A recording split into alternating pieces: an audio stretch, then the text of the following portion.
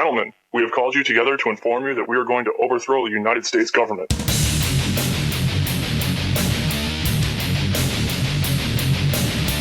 you still think that jet fuel brought down the World Trade Center?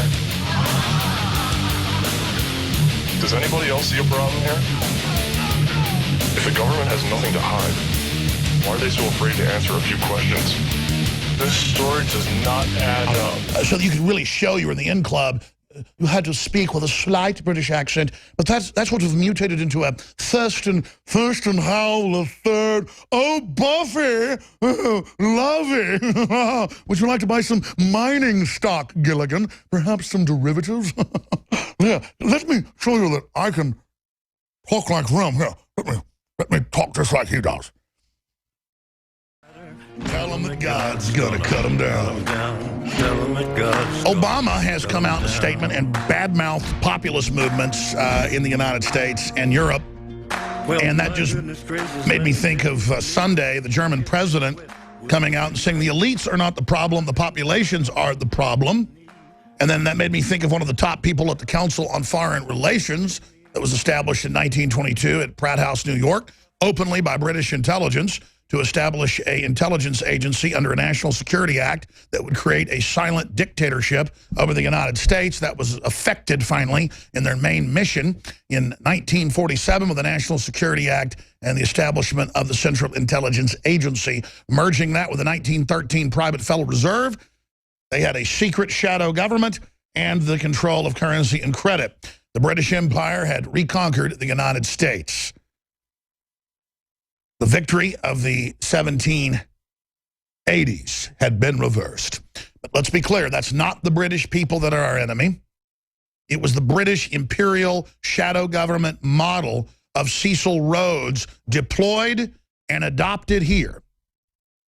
It was more of a merger of the British Empire into the United States, but the same management techniques, and then now a merger with the European system and their oligarchs to establish a eugenics-based world government. And that's why we have, if you're a TV viewer, look at the arrogance of this person's face and just this classic look. So many of these billionaires and elitists are inbred. They are mentally ill.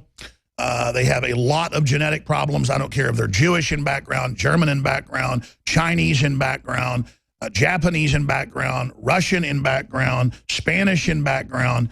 Their eyes normally don't point the same directions. It's just that's seen as a sign of elitism in England. If one eye points another direction. And I'm not being mean to folks that have that genetic disorder from interbreeding. The gypsies have that. The Romanovs have that a lot too.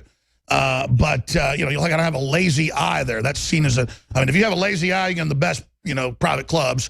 If you're wearing a tuxedo and got a lazy eye and like, and you can't even hardly talk. Like, who are you with? What club? And you're like, they'll just, oh, your lordship, good lord, come out immediately. I mean, I'm not kidding, okay? I'm not joking. So, got an extra finger? You're all good lord.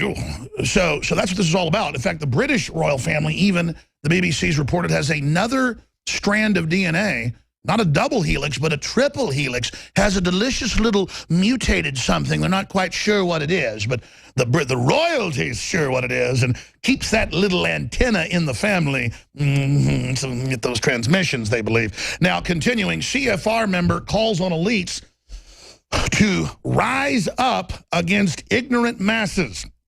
Wealthy heir to the Bloomingdale's chain sneers as populist voters who cherish values and tradition. And notice his eyes do not point the same direction. He's in the club. The psycho interbred nutcase club. It doesn't mean everybody whose eyes point different directions is like that. Okay, it can be from damage or car wrecks or whatever, but with these guys, it's all the same. I call it the little twinkle of El Diablo. Look at Zuckerberg. Everybody has the little twinkle of El Diablo. Continuing, in a column for Foreign Policy magazine, where they openly announce world government, how they're chemtrailing us and everything, how they run Al-Qaeda, they just write it like we're total idiots and just it doesn't even matter, because criminals always brag. But they tell you it's a greater good, and they're so intellectual, they understand the end justifies the means. In a column for Foreign Policy, I meant to cover this 3 days ago, I'm covering it now because it ties into everything. In a column for Foreign Policy magazine, Council on Foreign Relations member James Traub argues that the elite need to rise up, these are quotes, against the mindlessly angry, ignorant masses in order to prevent globalization from being derailed by the populist revolt that has led to the Brexit and the rise of DJT, or the centipede. That's one of Trump's nicknames that I'm most fond of on the internet.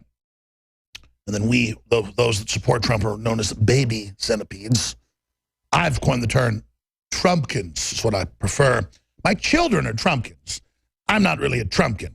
But continuing, citing, here, let me read in a fake Atlantic elitist accent that was affected by the 20s when British intelligence made it popular in early talkies when those first came out. So that you could really show you were in the in club. You had to speak with a slight British accent, but that's what was mutated into a first and Howell the third. Oh, Buffy, lovey. Would you like to buy some mining stock, Gilligan? Perhaps some derivatives? Yeah, let me show you that I can talk like them. Here, let me talk just like he does. Concerned that today's citizen revolt, see, I can talk like them too, in the United States, Britain, and Europe may upend politics as nothing else has in a lifetime.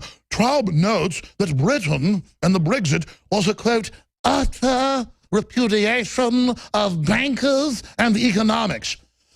No, of mega 5 banks above the law, tax exempt, that have diplomatic immunity, that openly are funding, taking our guns, taking our property, shutting down local banks. The head of the Texas Banking Association 4 years ago wrote a 19-page giant article that was in the Austin Business Journal. I happened to just see it sitting there, and I was at a restaurant waiting to pick up some food, and she goes, oh my God, did Alex Jones write this? And I found out it was in newspapers all over the state. And he was just saying, it's a global elite taking over. They're shutting down all the local banks. They're shutting down the credit unions. They're shutting down loans. They want to collapse in the economies. They can consolidate it. They're giving themselves the trillions in bailout money and not delivering it actually to the people so that we can loan it out.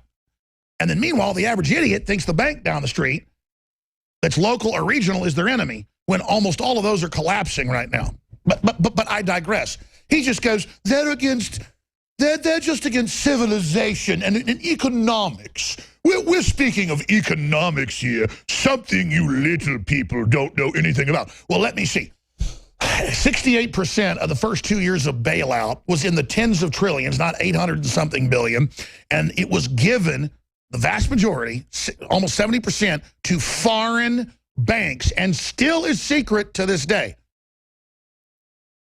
And then almost none of it, less than 10%, look it up yourself, has ever actually been put into the economy, into the people. That's how they stop too bad inflation. They go, oh, we're going to have unlimited free money for ourselves, but make sure that we don't spend it anywhere in the retail, low-level market. You don't get any of this money. It might inflate things. So yachts and real estate for the super rich inflate, and that's where the inflation is. That's why it's stratospheric. But don't worry, proletariat. We have confined it to luxury penthouses and 300-foot yachts and private floating cities and private airports and pleasure palaces and armored keeps, redoubts, fortresses, castles, or you could simply call them hideouts. Take your vaccines and drink your aspartame. There. Now there's a haze. Just go to sleepy there. Yes, in all our white papers, we say we put fluoride in the water to dumb you down, and we announce that we're in a war with you. But Pepsi for 1 year took aspartame out because of lawsuits and because no one was buying it. But they snuck it back in last week. Don't worry. Drift away. Drift away. Enjoy the brain tumors and enjoy the baby flavoring. Now, they take baby flavoring and then synthesize it into a synthetic baby flavoring, but they test the baby flavoring with a DNA cue that is fresh baby. So, to be technical, your Pepsi and Pepsi products is baby flavoring, not babies, but tested by babies. But let me continue here. I'll be intellectual today and speak in this vernacular for you. How does that sound? Continuing. Citing the potential for a Trump to split the Republican Party, even if he does lose, and increasing unpopularity of France's socialist government, Traub argues, another billionaire for socialism, that establishment political parties in major Western countries must combine forces to keep out the nationalist. That's a quote. We must combine forces to stop them. We claim we just rule you, and we're tax exempt. And we do all these wonderful things like funding radical Islamists to come in, and then you don't like us. But look, I'm standing on the street in my photo, smiling arrogantly. And isn't that what it's... And these so-called elitists, they're a bunch of psychopaths and sociopaths, but they're not even that smart.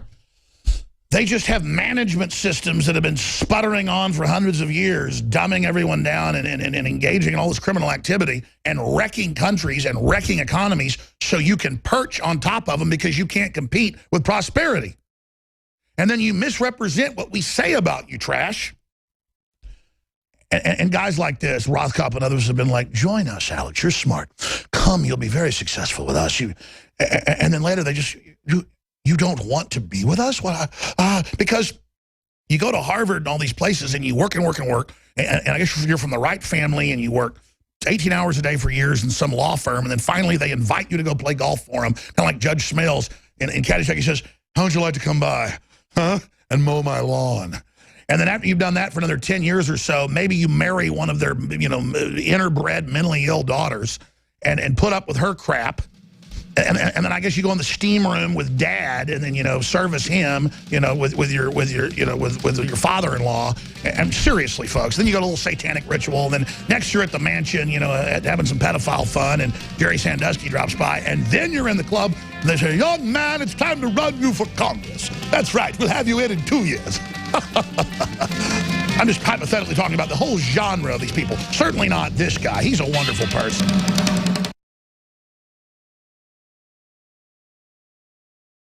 Gentlemen, we have called you together to inform you that we are going to overthrow the United States government.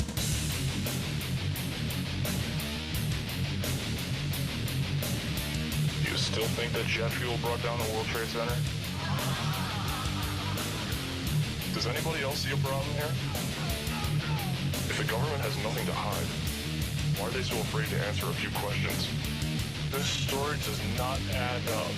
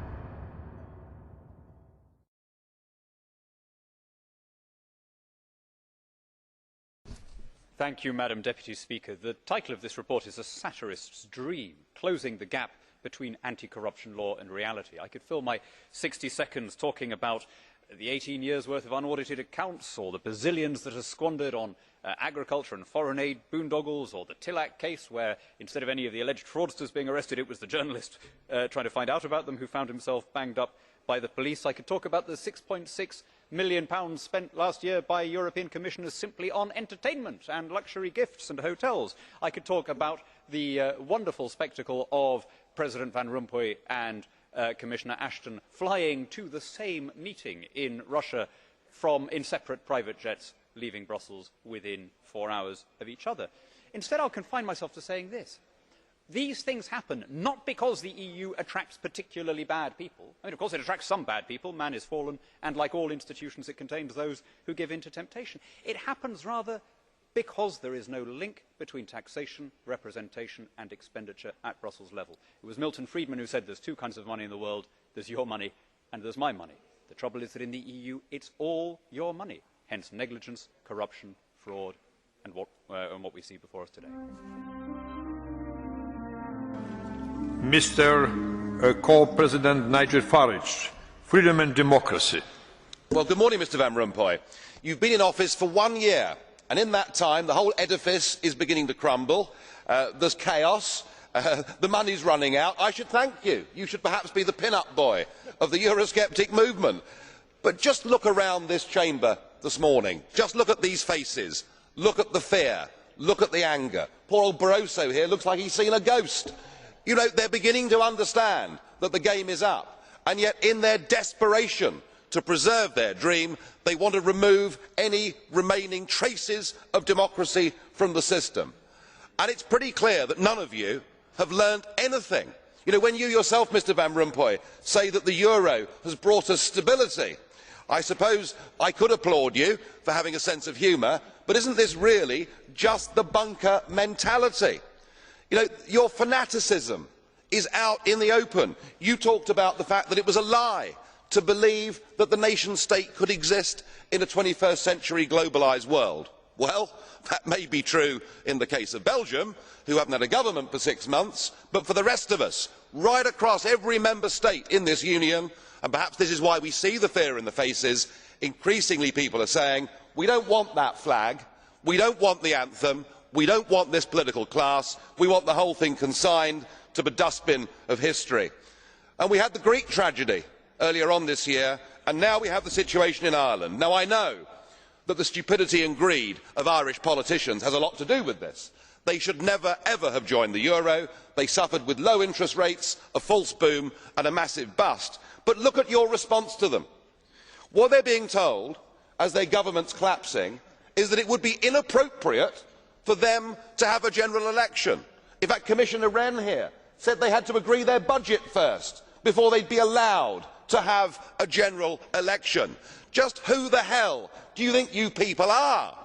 You are very, very dangerous people indeed. Your obsession with creating this Euro state means that you're happy to destroy democracy. You appear to be happy for millions and millions of people to be unemployed and to be poor.